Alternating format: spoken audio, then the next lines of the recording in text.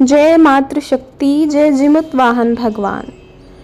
आज मैं आप लोगों को बताने जा रही हूँ जितिया व्रत की विधि, किसे ये व्रत करना चाहिए, कब ये व्रत है और इस व्रत की कथा।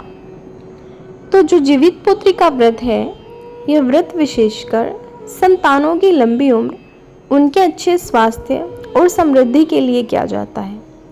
इसे आम बोलचाल में जितिया व्रत भी कहा जाता है। यह व्रत हर साल अश्विन मास के कृष्ण पक्ष की अष्टमी तिथि को रखा जाता है। यह तिथि हमेशा पितृपक्ष में आती है।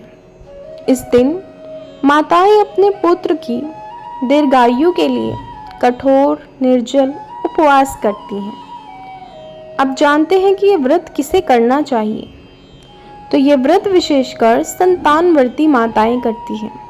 मान्यता है कि इस व्रत से संतान पर आने वाला हर संकट दूर हो जाता है और पुत्र को दीर्घायु प्राप्त होती है।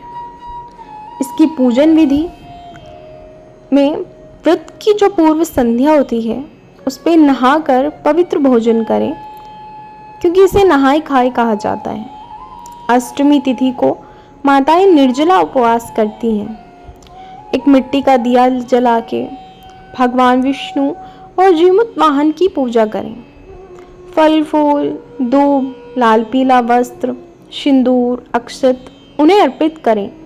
कथा श्रवण या पाठ करें और अंत में संकल्प लें कि यह व्रत संतान की रक्षा और दीर्घायु के लिए है। आइए अब इस व्रत की कथा कहती हूँ, सो सुनिए। बहुत समय पहले की बात है। एक नगर में मलयकेतु नामक एक राजा राज्य करता था। उसकी रानी अत्यंत धर्मपरायण थी। उसी नगर में एक मछुआरन भी रहती थी। दोनों के पुत्र समान आयु के थे और दोनों स्त्रियां आपस में मैत्री भाव रखती थी।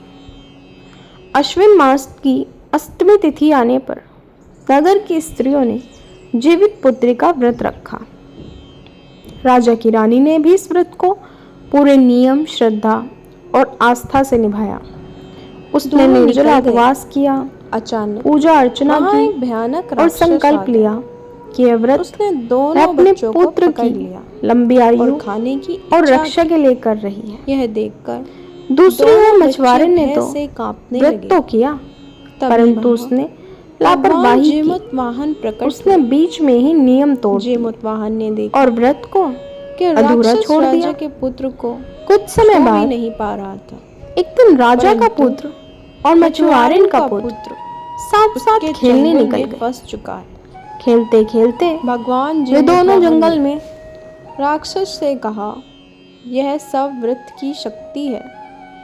जिस माता ने पूरे नियम और श्रद्धा से जीवित पुत्री का व्रत किया, उसका पुत्र सुरक्षित है, और जिसने लापरवाही की, उसका पुत्र संकट में पड़ गया। राक्षस ने भगवान से पूछा, तो क्या मैं इस बच्चे को खा सकता हूँ? भगवान बोले, नहीं, व्रत अधूरा होने के कारण संकट आया है, परंतु मेरी कृपा से इसकी भी रक्षा होगी। किंतु संसार की माताओं को यह शिक्षा अवश्य मिलेगी कि व्रत हमेशा पूरे नियम और श्रद्धा से करना चाहिए। यह सुनकर राक्षस ने बच्चे को छोड़ दिया। मछुआरन की आंखों से